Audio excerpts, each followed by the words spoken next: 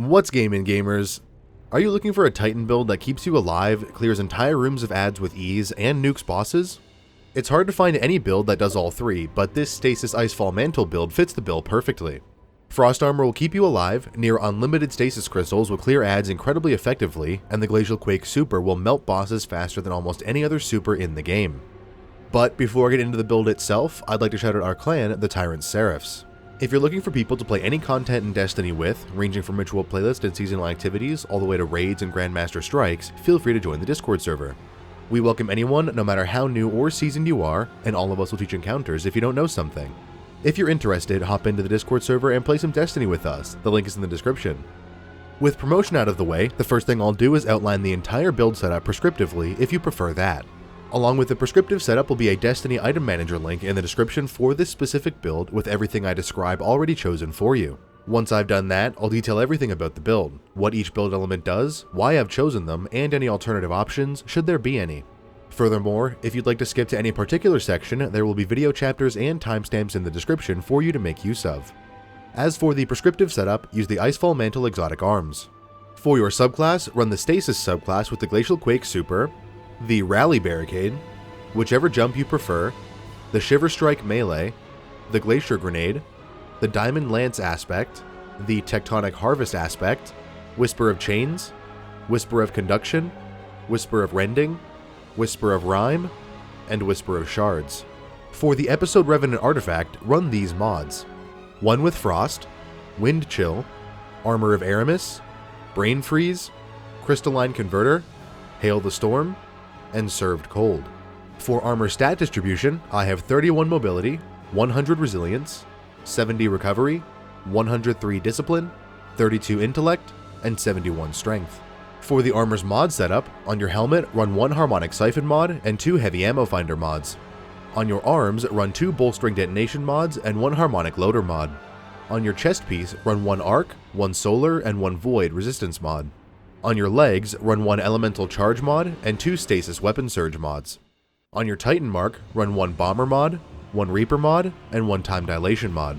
For your weapon choice, in your kinetic slot, run the Exuvier Stasis Hand Cannon from the Episode Revenant weapon pool with the perk combination of Rhyme Stealer and Headstone. In your energy slot, use the Indebted Kindness Arc Rocket Assisted Sidearm from the Warlord's Ruin dungeon with the perk combination of Lead from Gold and Volt Shot. In your heavy slot, use the Salvation's Grip Exotic Stasis Grenade Launcher from the Beyond Light expansion. With the prescriptive build setup now detailed, I'll start describing everything about this build, starting with the Icefall Mantle exotic arms armor. Icefall Mantle has just been updated this episode to provide a tankier, more invincible feeling playstyle than it had previously, in exchange for its increased stasis weapon damage. It also now requires a Stasis Super to be equipped, which isn't a problem when using the Stasis subclass, but is important to keep in mind if you're planning on running it on the Prismatic subclass. Anyways, Icefall Mantle will now cause rapid Stasis Final Blows to grant you a stack of Frost Armor. In addition, whenever you're granted a stack of Frost Armor from any source, you'll be healed a small amount. Next, Icefall Mantle will override your Barricade ability with its proprietary Glacial Guard ability. Upon the casting of your class ability, you will be granted the maximum amount of stacks of Frost Armor, which will heal you as it grants you Frost Armor. Furthermore, any enemy nearby you when you cast Glacial Guard will have 100 slow stacks applied to them, instantly freezing them. Now that you know what the new Icefall Mantle does, I'll get into the subclasses setup. Firstly, the Glacial Quake Super is a great super for damage, especially this episode with the artifact mods that are available to us. Upon casting Glacial Quake, any enemy within 8 meters of you is instantly frozen. Furthermore, any Stasis Crystals or frozen targets you touch will instantly shatter while the super is active. Glacial Quake's light attack is a supercharged Shiver Strike which will send you forwards into enemies, damaging them and significantly knocking them back. However, where Glacial Quake's damage comes from is its heavy attack. Upon using your heavy, you slam the ground where you stand, creating 3 waves of Stasis Crystals that propagate forwards in a cone shape in front of you. The larger the boss or group of enemies you're fighting is, the more crystals will shatter and the more damage the super will do. As I've said, this super is especially potent when combined with this episode's artifact, but I'll get into that in more detail when I go over the artifact itself later in the video. As for the Barricade, the Rally Barricade should be chosen. Although Icefall Mantle does increase its base cooldown due to the Glacial Guard ability, having Rally Barricade equipped will cause any active class ability energy gains to have the Rally Barricade's multiplier applied to it. Put simply, having Rally Barricade equipped in your subclass will cause your class ability to recharge faster overall, despite its cooldown being increased by Icefall Mantle. The melee ability, Shiver Strike, is the only option to use, but it's a decent melee ability. Holding your melee input will send you forward, and upon letting go of your melee input, you'll dash into an enemy. Upon contact with the enemy, you'll deal damage to them, knock them back, and apply 50 slow stacks to them. A little side note, Bungie said they reworked or fixed the tracking on the Shiver Strike melee attack. They lied. The tracking is still pretty awful, so don't rely on Shiver Strike too much. Onto the grenade, the Glacial Grenade will summon 5 Stasis Crystals in a line perpendicular to the angle from which it was thrown. These crystals will provide this build with grenade energy, outgoing damage to enemies, as well as cover from enemy fire. A lot of this build's damage is due to Stasis Crystals, and as such, their creation and destruction is important for this build to scale well in higher difficulty content. The Glacier Grenade provides a free set of Stasis Crystals quite often, making it a great utility for this build. Onto the aspects, firstly, Diamond Lance will cause a Diamond Lance to be summoned upon getting a kill with either a Stasis weapon, a Stasis ability, or Stasis shatter damage. The Diamond Lance will last 25 seconds on the ground and can be picked up and held, and will last 10 seconds in your hand while holding it. Using your primary attack while holding a Diamond Lance will throw the lance in the direction you're aiming and will deal damage, as well as instantly freezing any enemy within a 5-meter radius of the point of its landing. Additionally, the Diamond Lance will cause any Stasis Crystal it directly impacts to shatter instantly. If you use your melee attack while holding a Diamond Lance, you'll slam the ground, and enemies within 8 meters of you will be instantly frozen, as well as having damage dealt to them. Diamond Lances incur a 7-second cooldown upon their generation, meaning you can only generate 1 Diamond Lance every 7 seconds. While Diamond Lances are a great stasis utility, and provide a quick and easy source of freezing enemies, the aspect is mostly brought as it grants 3 fragment slots. The fragments are important for this build, so having 5 of them total is of significant help to this build's effectiveness. The second aspect to bring is Tectonic Harvest. Tectonic Harvest will cause a small stasis shard to be summoned upon the destruction of any stasis crystal. Additionally, upon the collection of a stasis shard, you'll be granted melee energy and a stack of frost armor. The Icefall Mantle arms will also cause stasis shard collection to heal you a small amount. Unfortunately, Tectonic Harvest applies a cooldown to your stasis shard generating capabilities. After creating 6 stasis shards within a short period of one another, a 10-second cooldown is incurred wherein no stasis shards can be generated via this aspect. However, stasis shards created by Icefall Mantle and the Wind Chill artifact mod can still be generated and collected. This means your stasis shard and frost armor uptime won't suffer too greatly from Tectonic Harvest's intrinsic cooldown. As for alternative aspects, if you don't feel as though you need the Diamond Lance aspect's 3rd fragment slot, Howl of the Storm is a great alternative aspect. Howl of the Storm will allow you to use your powered melee ability while sliding to summon 4 Stasis Crystals in a straight line in front of you. Howl of the Storm would be brought for the purpose of summoning these crystals, as crystal generation is the main purpose of this build. It's also a great tool for instantly freezing mages if you don't have a Glacier Grenade on cooldown. During episode Revenant, the artifact mod Crystalline Converter will summon Stasis Crystals when using your powered melee attack. This makes Howl of the Storm less necessary for overall crystal generation and further incentivizes using the Diamond Lance aspect to take advantage of its extra fragment slot. However, Howl of the Storm's Slide Freeze is really fun to use and does summon more crystals per melee use, so it's arguably a better aspect to run than Diamond Lance for this build. Onto the fragments, firstly, Whisper of Chains will cause any kill you get while you have Frost Armor active to progress a hidden counter that, upon reaching 100%, will summon a Stasis Shard. The amount of progress this counter is given is dependent on the tier of enemy killed, but generally every 2 to 3 kills with Frost Armor active will summon a Stasis Shard. Whisper of Chains isn't affected by Tectonic Harvest's Stasis Shard cooldown either, making it a great fragment for continuously summoning Stasis Shards. Whisper of Chains also comes with a 10-point boost to your recovery stat, which is a nice benefit to your overall health regeneration. Second for fragments is Whisper of Conduction. Whisper of Conduction will cause any and all stasis shards within 15 meters of you to automatically track to your position after a 1-second delay. As this build is heavily reliant on collecting stasis shards, Whisper of Conduction makes the collection process noticeably easier and more efficient. Collecting more stasis shards grants you frost armor for longer, which itself provides you with more damage resistance and more healing overall. Stasis shards will also grant you armor charge, allowing you more stasis weapon surge uptime the more they're created and collected. In addition to its significant help to the build's functionality, Whisper of Conduction grants you a 10-point boost to both your resilience and intellect stats, making it a great option especially for those who don't have much high stat armor. The third fragment, Whisper of Rending, will cause any primary ammo weapon you have equipped to deal twice its normal damage against stasis crystals and 50% more damage to frozen enemies. This simply increases your primary weapon's effectiveness against the crystals, which is especially helpful if you're running a stasis weapon with the Rhyme Stealer or Headstone perks. This build will be summoning plenty of crystals, and making their destruction both faster and easier will increase your outgoing damage potential by a substantial margin. Fourth for fragments is Whisper of Rhyme. Whisper of Rhyme will enhance your frost armor, allowing it to stack up to 8 times instead of its default of 5, as well as increasing its duration to 13 seconds instead of its default of 9 seconds. Without Whisper of Rhyme, the 5-stack maximum of frost armor is able to grant you a 22.5% damage resistance to all incoming damage, so long as you have all 5 stacks of frost armor. With Whisper of Rhyme, however, at its new maximum of 8 stacks, you'll have a 36% damage resistance to all incoming damage. Additionally, the stacks themselves last longer, allowing frost armor to scale better in higher difficulty content, as summoning Stasis Crystals can be more challenging when you aren't killing enemies as fast. Whisper of Rhyme is arguably the most important fragment for this build, and its benefits are essential for this build's survivability. Lastly, for the prescriptive fragments is Whisper of Shards. Whisper of Shards will grant your grenade ability an additional 500% to its recharge rate for 6 seconds upon the destruction of any Stasis Crystal. The 6-second duration of Whisper of Shards can be increased to an 11-second duration by simply destroying more Stasis Crystals, and so long as its timer is active, you'll be granted this additional 500% grenade recharge rate. Having the Glacier Grenade recharge effectively 5 times as fast is crucial to this build's ability loop, and will help to ensure you're dealing damage to enemies via Crystal Shatters, generating Stasis Shards, or providing yourself with cover significantly more often.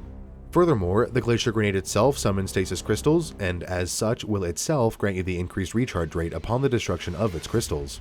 As for alternative fragments, there are a couple. Firstly, Whisper of Refraction will grant you a differing amount of class ability energy depending on the tier of enemy killed, so long as the enemy killed is afflicted with a stasis debuff. This will help your unique Glacial Guard class ability to be off cooldown more often, in turn granting you near instant access to maximum frost armor stacks more often. This can noticeably increase your survivability, but does require killing enemies afflicted with a stasis debuff. This build will be killing debuffed enemies often, but I personally don't think it's often enough to warrant bringing Whisper of Refraction.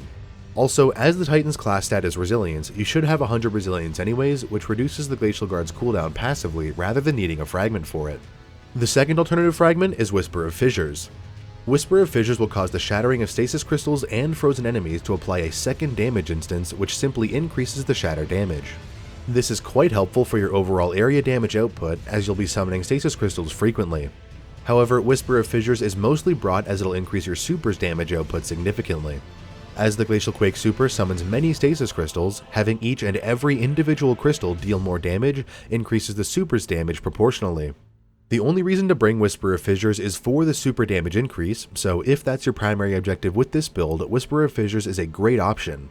In fact, during the contest mode for the Vesper's Ruin dungeon, I was using this exact build with Whisper of Fissures equipped, as super damage was a priority for me. Lastly, for alternative fragments is Whisper of Torment. While Whisper of Torment is equipped, every time you take damage, you'll be granted 4.38% Glacier Grenade energy. If you have Frost Armor active, this amount of Glacier Grenade energy is increased to 7.5%. Whisper of Torment does have an intrinsic 1-second cooldown, meaning you can only be granted its Glacier Grenade energy by taking damage once every second. However, this build will have Frost Armor active nearly 100% of the time, meaning you'll be granted 7.5% Glacier Grenade energy pretty much once a second, so long as you're taking damage. Whisper of Torment is best used when solo in my opinion, as all enemies are aggroed on you anyways, meaning any damage they inflict will indeed be inflicted onto you. Whisper of Torment does come with a 10-point deficit to your discipline stat, but that's nullified by the fragment's own grenade energy gains, as well as the increased grenade energy gains granted by Whisper of Shards. If you want to use any of the alternative fragments, I would recommend removing Whisper of Rending in favor of your choice of alternative fragment. Whisper of Rending is mostly useful if you have a weapon with the Rhyme Stealer perk, but if you don't, you can swap it out with little to no consequence. Your special ammo weapon will be used to destroy crystals if you don't have Rhyme Stealer, so Whisper of Rending won't do much for you and can be swapped out. With the subclass now detailed, I'll get into the armor setup for this build, starting with stat distribution. In the top 3 stat grouping of Mobility, Resilience, and Recovery, spec into Resilience first, with Recovery second, and ignore Mobility altogether. Resilience dictates your total amount of health and shields, as well as your overall damage resistance, which makes it a great stat for use with this build.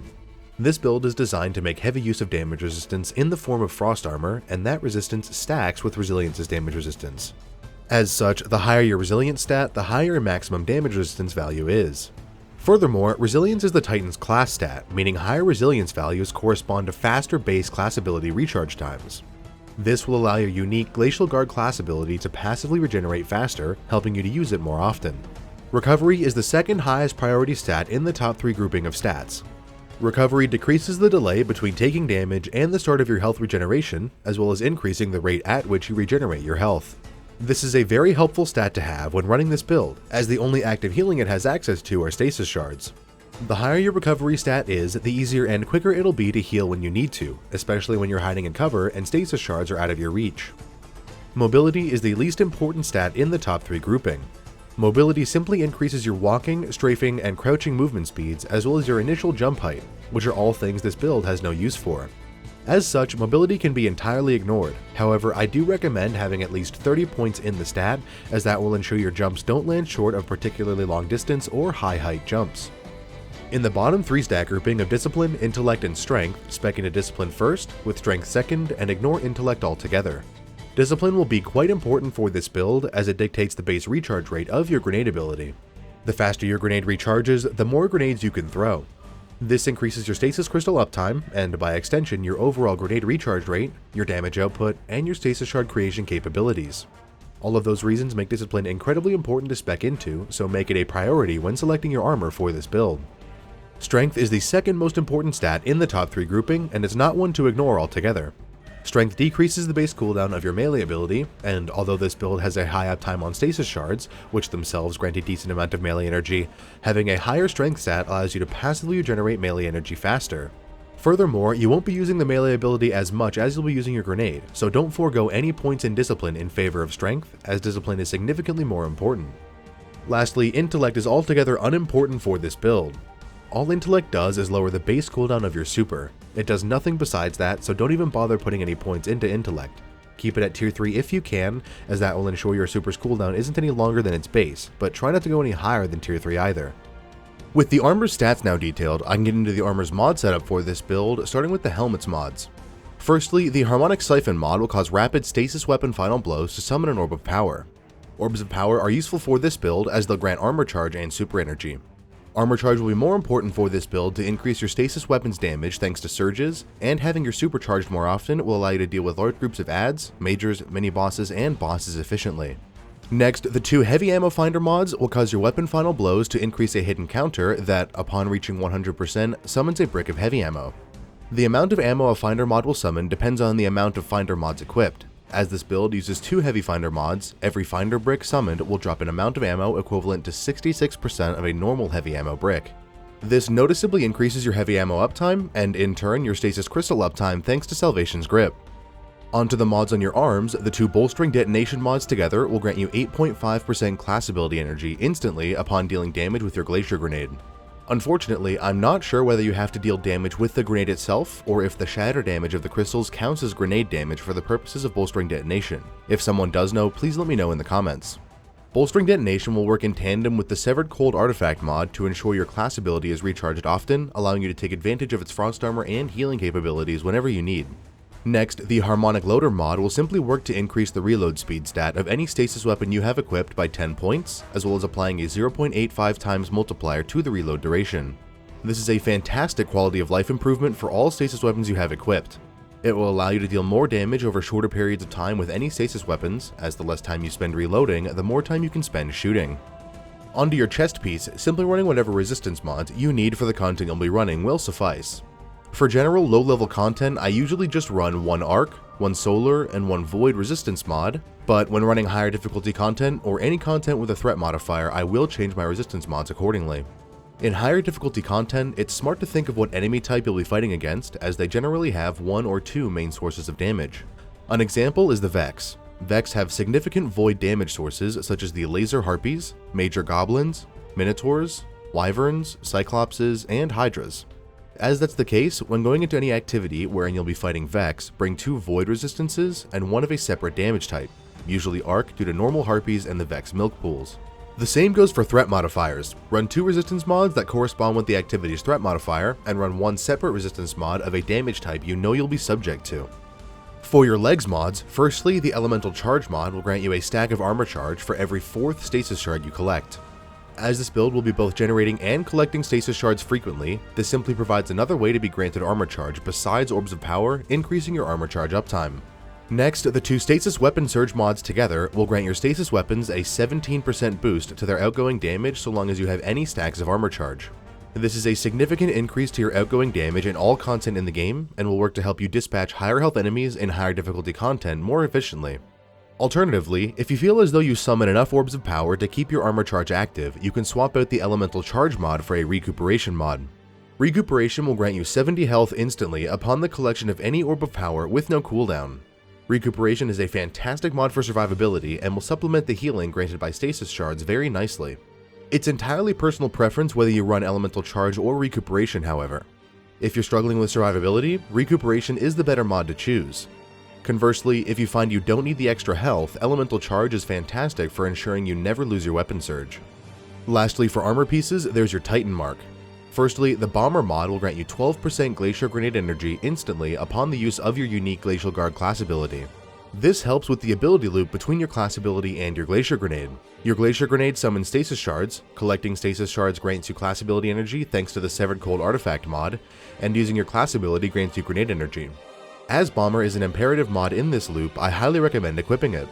Next, the Reaper mod will cause your next weapon final blow within 10 seconds of having used your class ability to summon an orb of power. Reaper itself has an intrinsic 10-second cooldown, but you won't have your class ability active more than once every 10 seconds anyways, so this cooldown is negligible. This orb of power is simply a passive boost to your super's energy, as well as granting you a stack of armor charge upon its collection. If you have the Recuperation mod equipped, it will also grant you health. Orbs of power are useful for those reasons, so having the ability to summon more of them with Reaper is a nice boost to this build's efficiency. Lastly, for mods, the Time Dilation mod will increase the duration of your armor charge stacks from 10 seconds to 15 seconds. This is a 50% increase in their uptime, and as such will allow you to have your weapon surge 50% more often than you otherwise would. If you don't feel as though you need the Orb of Power generated by the Reaper mod, you can instead swap that mod out for a second Time Dilation mod. Having two Time Dilation mods equipped increases the duration of each stack of armor charge to 18 seconds instead of 15, which itself is a 20% increase in duration. If you find yourself struggling with keeping your armor charge active, or if you're running the Recuperation mod on your legs in favor of the Elemental Charge mod, having a second Time Dilation mod can be the difference between keeping your weapon surge active and having it decay. It's entirely personal preference how you want to set up your armor, so try equipping different mods and seeing which ones work for your personal playstyle. With the entire armor setup now detailed, I can get into my recommendations for weapon choice. I'll first go over my prescriptive setup for specific weapons, and while I'm doing that, I'll give more generalized recommendations that should suit players who don't have specific weapons, specific roles, or just don't like using a certain type of weapon. In the kinetic slot, use the Exuvier Stasis Hand Cannon from the Episode Revenant weapon pool with the perk combination of Rhyme Stealer and Headstone. Rhyme Stealer is a fantastic weapon perk, especially in combination with this build. Whenever you destroy a Stasis Crystal or shatter a frozen enemy with the weapon itself, you'll be granted a stack of Frost Armor. This will both increase your total Frost Armor stacks as well as refreshing their duration, making Rhyme Stealer a fantastic way of keeping Frost Armor active from a distance.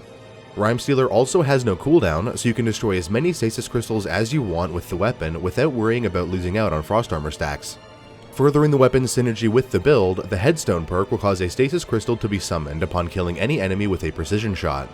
Headstone has a cooldown if you summon too many crystals too quickly with precision hits, but it isn't this build's main source of crystals, so you shouldn't run into this cooldown nearly at all. Headstone has fantastic synergy with this build because of its crystal summoning capabilities, but more importantly, it synergizes with Rhyme Stealer to allow you to gain stacks of Frost Armor with your weapon alone. As you can both summon crystals and destroy them with the weapon itself, you'll be able to use the build to its fullest potential even if you have no abilities charged. There are alternative options, however, if you haven't gotten lucky enough to get the Exuvier Hand Cannon with that role yet. As for alternative perks, Demolitionist is a fantastic perk to have with this build for your Glacial Grenade, Strategist can be brought for recharging your class ability, and both Surrounded and Threat Detector can be great perks for helping your weapon's stats and damage when nearby multiple enemies. Specific weapons you can hunt for as alternatives to Exuvier include the Bold Endings Stasis Heavy Burst Hand Cannon from the Pale Heart weapon pool, the Horror Story Stasis Auto Rifle from the Festival of the Lost event, the Judgment Stasis Hand Cannon from the Prophecy dungeon, the Liminal Vigil Stasis Sidearm from the Spire of the Watcher dungeon, the Unending Tempest Stasis Submachine Gun from the Crucible weapon pool, and the Yaravit MG4 Stasis Submachine Gun from the World Drought weapon pool. In the energy slot, I usually use the Indebted Kindness Arc Rocket Assisted Sidearm from the Warlord's Ruin dungeon with the perk combination of Lead from Gold and Volt Shot. Rocket sidearms have been great since they were released, and while their reserve ammo has been nerfed, lead from gold helps to remedy its reserve ammo plight. Furthermore, Indebted Kindness also has the origin trait Sundering, which grants the weapon increased reload speed as well as stow and ready speeds upon destroying any construct or combatant shield. This is a great passive boost to the weapon's reload speed with this build. You'll never be short of constructs to destroy, as Stasis Crystals count as constructs, meaning you can proc Sundering almost constantly. If you have a primary ammo weapon with Rhyme Stealer, however, you'll want to destroy crystals with that weapon most of the time anyways. This will make Sundering specifically less effective overall, but it's still a nice boost to the weapon's reload when you can proc it. If you don't have Indebted Kindness, or don't like rocket sidearms, there are alternative options. The energy slot weapon is mostly used for either quick crystal destruction or high burst damage on majors and champions, so as that's the case, rocket sidearms, shotguns, and fusion rifles are all good options for use with this build. Rocket sidearms will destroy crystals quickly, but will deal less damage to majors and champions. However, rocket sidearms have the benefit of range. In contrast, shotguns and fusion rifles are more close-range oriented options and aren't as ammo efficient when it comes to destroying crystals. However, they are fantastic for dealing quick, high burst damage to majors and champions so long as you're within the weapon's optimal range. This build is generally a close-range build anyways, but there are always times where you aren't close to enemies, so play around with the build and see what weapon types suit your playstyle the most. As for specific alternatives to Indebted Kindness, there are the Aberrant Action Solar Rocket Assisted Sidearm from Episode Echoes, the Hand-in-Hand Arc Shotgun from the World Drop weapon pool, the Iterative Loop Arc Fusion Rifle from the Neomuna weapon pool, the Ness's Oblation Void Slug Frame Shotgun from the Rudo Nightmares raid, the Techian Force Arc Fusion Rifle from the Last Wish raid, and the VS Gravitic Arrest Void Fusion Rifle from the Vesper's Ruin dungeon. Onto your heavy slot, the Salvation's Grip Exotic Grenade Launcher from the Beyond Light expansion is a fantastic weapon for this build. It'll summon and destroy Stasis Crystals incredibly efficiently, making it great for dealing with both groups of adds and bosses. Furthermore, just this episode, Salvation's Grip received a catalyst that grants it the Rhyme Stealer perk. As I've already mentioned, Rhyme Stealer is a fantastic perk with this build and will help you immensely with your Frost Armor uptime. The catalyst is available from completing Vanguard, Crucible, and Gambit activities, so hop into your favorite playlist and complete the activity to farm its catalyst. With the rest of the build now detailed, I can get into some tips and tricks for use with this build. Firstly, and most importantly, summon and destroy as many Stasis Crystals as you can. They'll help you with damage when they're shattered thanks to the artifact mod Hail the Storm, ability regen via Whisper of Shards, health and damage resistance thanks to Icefall Mantle and Whisper of Rhyme, and lastly, they can serve as cover from incoming damage if you desperately need it. In order to generate Stasis Crystals, you can throw your Glacier Grenade, get a precision kill using a weapon with the Headstone perk equipped, and get a powered melee hit while you have Crystalline Converter stacks via the Crystalline Converter artifact mod, use the Charge Shot on your Salvation's Grip Exotic Grenade Launcher, and use the Heavy Attack while your Glacial Quake Super is active. On top of creating and destroying Stasis Crystals, this build also thrives on generating and collecting Stasis Shards. It's important you make as many as you can, as they will grant you a significant portion of your Frost Armor, health, and ability energy, as well as supplementing your armor charge if you have the Elemental Charge mod equipped. Ways to summon Stasis Shards with this build include shattering Stasis Crystals and frozen enemies via the Tectonic Harvest aspect, and defeating enemies while you have Frost Armor active via the Whisper of Chains fragment. Frost Armor can also be granted with damage and kills alone. The Icefall Mantle Exotic Arms grant you Frost Armor for getting rapid stasis kills, and the Wind Chill Artifact mod will grant you Frost Armor for getting rapid precision hits with stasis weapons. All of that comes together to form a build that excels at dealing with large groups of enemies incredibly efficiently and with minimal risk to the player thanks to its healing and damage resistance capabilities. As far as boss damage goes, when you use your Glacial Quake Super, simply spam heavy attacks towards the boss. The shattering of the Stasis Crystals deals a significant amount of damage, and so long as the boss isn't airborne, you won't be lacking when the damage screen pops up at the end of the dungeon or raid. But that's all for this video, thank you for watching. If you have any questions, comments, or constructive criticisms, please leave them in the comments section. I read all of them and reply to all that I can. If you'd like to see more content like this in the future, consider subscribing. Lastly, if you'd like to join our clan, the Tyrant Seraphs, or simply play some Destiny with us, you can learn more about that by joining our Discord server. That link is also in the description. Again, thank you for watching and have a great day.